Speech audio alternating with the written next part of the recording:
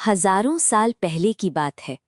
इतिहास के पन्नों में एक नाम दर्ज हुआ, बेबीलोन। दुनिया का सबसे अमीर शहर, जहां की सड़कों पर गरीबी के लिए कोई जगह नहीं थी। लेकिन क्या ये अमीरी आसमान से टपकी थी? नहीं, ये अमीरी खून, पसीने और एक कड़वे सच से बनी थी। आज मैं आपको एक कहानी नहीं, एक आईना दिखाने वाला हूँ। वो आईना जिसमें आप अपनी खाली जेब का असली कारण देखेंगे। तैयार हो जाइए, क्योंकि बेबीलोन की ये दास्तान आपकी तिजोरी के ताले खोलने वाली है। Chapter 1, the silence of the chariot. Bansir, Babylon का सबसे बेहतरीन रथ बनाने वाला। उसके हाथों में जादू था। वो लकड़ी को ऐसे तराशता था जैसे कोई मूर्तिकार पत्थर को। लेकिन उस दोपहर बंसीर का मन उसके काम में नहीं था। वो बस बैठा था, अपनी आधी बनी हुई नक्काशी को देख रहा था। उसकी नजरें दूर उन ऊंची दीवारों पर टिकी थीं, जहां से अमीर व्यापारियों के काफिले गुजर रहे थे। सिक्कों की खनक, महंगे इत्र की खुशबू और घोड़ों की टाप। बंसीर ने एक ठंडी आह भरी। उसके दिल के अंदर एक शोर था जो उसे जीने नहीं दे रहा था। आखिर कब तक? उसने खुद से पूछा। मैं हर दिन पसीना बहाता हूँ, मेरे हाथ की खाल सख्त हो चुकी है, मेरी कमर झुकने लगी है। लेकिन शाम को जब घर जाता हूँ तो मेरी जेब उतनी ही खाली होती है जितनी सुबह थी। उसकी पत्नी ने अंदर से आवाज दी, बंसीर, आटे का डिब्बा खाली है। वो आवाज एक कोड़े की तरह उसके दिल पर लगी। वो मजबूर था। वो एक ऐसी चक्की में पिस रहा था जिसका कोई अंत नहीं था। तभी उसका दोस्त कॉबी आया। कॉबी, जो एक म्यूजिशियन था। उसने बंसीर के कंधे पर हाथ रखा। दोस्त, क्या मुझे 2 सिक्के उधार मिलेंगे आज रात के खाने के लिए? बंसीर हंसा, एक ऐसी हंसी जिसमें दर्द था। कॉबी, अगर मेरे पास 2 सिक्के होते तो मैं इस धूप में बैठा नहीं होता। हम दोनों एक ही नाव में हैं दोस्त। हम मेहनत के गुलाम हैं, लेकिन दौलत के मालिक नहीं। Life lesson. मेहनत करना एक हुनर है, लेकिन पैसा बचाना और उसे बढ़ाना एक विज्ञान है। बिना इस विज्ञान के आप सिर्फ एक थके हुए मजदूर बनकर रह जाएंगे। Chapter 2, the shadow of the master. Bansir और कॉबी ने तय किया वो अरकाद के पास जाएंगे। अरकाद, जो कभी उन्हीं की तरह एक साधारण लड़का था, लेकिन आज उसकी तिजोरी बेबीलोन की दीवारों से भी ज्यादा मजबूत थी। वो महल के द्वार पर पहुंचे। वहां की चमक उनकी आंखों को चुभ रही थी। अरकाद एक ऊंचे सिंहासन पर बैठा था। उसकी आंखों में वो बेचैनी नहीं थी जो बंसीर की आंखों में थी। वहां सिर्फ एक गहरी शांति थी। पूछो दोस्तों, अरकाद की आवाज गूंजी।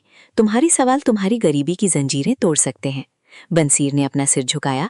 अरकाद, हम एक ही टीचर से पढ़े, हमने एक साथ खेला। तुम हमसे ज्यादा स्मार्ट नहीं थे, तुम हमसे ज्यादा ताकतवर भी नहीं थे। फिर क्यों किस्मत ने तुम्हें सोने के पहाड़ दिए और हमें सिर्फ मिट्टी? अरकाद मुस्कुराया, लेकिन उसकी मुस्कुराहट में घमंड नहीं था। किस्मत? उसने दोहराया। दोस्त, किस्मत उस चिड़िया का नाम है जो सिर्फ उसी के कंधे पर बैठती है जो उसके लिए घोंसला तैयार रखता है। तुमने कभी पैसे के नियम नहीं सीखे, तुमने सिर्फ काम के नियम सीखे। तुमने चक्का बनाना सीखा, लेकिन उस चक्के को घुमाना नहीं सीखा जो दौलत पैदा करता है। Life lesson.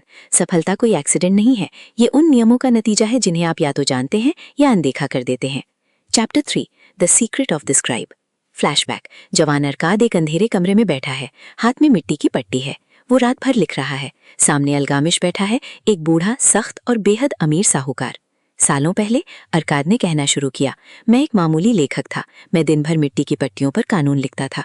एक रात अलगामिश मेरे पास आया। उसे एक बहुत जरूरी काम सुबह तक चाहिए था। मैंने उससे एक अजीब सौदा किया। मैंने कहा, अलगामिश, मैं पूरी रात जागूंगा, मैं ये काम सुबह तक पूरा कर दूंगा, लेकिन बदले में मुझे सोना नहीं, तुम्हारा राज चाहिए, वो राज जिससे तुम इतने अमीर बने। अलगामिश की आंखों में एक चमक आई। पूरी रात सिर्फ कलम की आवाज आती रही। सुबह हुई, सूरज की पहली किरण कमरे में दाखिल हुई। काम पूरा हो चुका था। अलगामिश उठा, उसने अरकाद के कंधे पर हाथ रखा। उसकी आवाज धीमी लेकिन भारी थी। बेटा, ध्यान से सुनो। मैंने अमीर बनने का रास्ता तब पाया जब मैंने तय किया कि मेरी कमाई का एक हिस्सा मेरा अपना है। अरकाद चौंक गया। लेकिन पूरी कमाई तो मेरी ही है। अलगामिश हंसा। नहीं, तुम दर्जी को पैसे देते हो, तुम मूची को पैसे देते हो, तुम खाने वाले को पैसे देते हो, तुम सबके गुलाम हो अरकाद। तुम सबके लिए काम करते हो, बस अपने लिए नहीं। अगर तुम अपनी कमाई का 10% हिस्सा खर्च करने से पहले अपने लिए अलग नहीं रखते तो तुम कभी आजाद नहीं होगे। वो 10% तुम्हारा बीज है। अगर तुम बीज ही खा जाओगे तो फसल कहाँ से काटोगे? Life lesson. Pay yourself first. अपनी कमाई का कम से कम 10वां हिस्सा अपने पास रखें। वो पैसा आपका गुलाम है, उसे खर्च करने के लिए नहीं बल्कि बढ़ाने के लिए बचाएं। Chapter 4, the tree of wealth. 1 साल बीत गया। अलगामिश वापस आया। अरकाद, क्या तुमने मेरा नियम माना? अरकाद ने गर्व से कहा, हाँ मास्टर, मैंने हर महीने अपना 10वां हिस्सा बचाया। अल्गामिश मुस्कुराया, बहुत अच्छे, और उस पैसे का क्या किया? अरकाद ने कहा, मैंने वो पैसा एक ईंट बनाने वाले अजमुर को दिया है। वो समुंदर पार जा रहा है, वहां से मेरे लिए कीमती गहने लाएगा, फिर हम उन्हें बेचकर मुनाफा कमाएंगे। अल्गामिश का चेहरा अचानक गिर गया। उसने अपना माथा पकड़ लिया। मूर्ख, वो चिल्लाया, तुमने गहनों की जानकारी के लिए एक ईंट बनाने वाले पर भरोसा किया? क्या तुम तारों के बारे में पूछने के लिए कसाई के पास जाओगे? अरकाद, तुमने अपने पौधे को जड़ से ही काट दिया। अजमुर को गहनों की क्या समझ? वो ठगा जाएगा और तुम्हारा 1 साल का पसीना मिट्टी में मिल जाएगा। और वही हुआ। अजमुर नकली कांच के टुकड़े लेकर आया। अरकाद की सारी बचत खत्म हो गई। अरकाद टूट गया, लेकिन उसने हार नहीं मानी। उसने फिर से शून्य से शुरुआत की। अगले साल उसने अपना पैसा एक ढाल बनाने वाले को दिया, जो उसे हर महीने ब्याज देता था। अल्गामिश ने पूछा, अब तुम उस ब्याज का क्या करते हो? अरकाद ने कहा, मैंने उस पैसे से एक शानदार दावत की, मैंने अच्छी शराब पी और नए कपड़े खरीदे।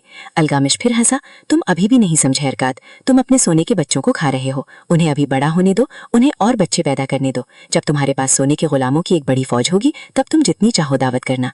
लाइफ लेसन, सिर्फ बचाना काफी नहीं है, आपको अपने पैसे के मुनाफे को दोबारा निवेश करना होगा।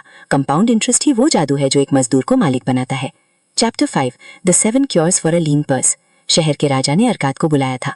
अरकाद, बेबीलोन दुनिया का सबसे अमीर शहर है, लेकिन यहाँ के लोग गरीब हैं। उन्हें वो सिखाओ जो तुमने सीखा है। अरकाद मंच पर खड़ा हुआ। सामने हजारों खाली जेबें थीं और हजारों उम्मीद भरी आंखें। उसने अपना हाथ हवा में उठाया। मेरे भाइयों, क्या तुम्हारी जेबें भी उतनी ही खाली हैं जितना एक सूखा कुआं?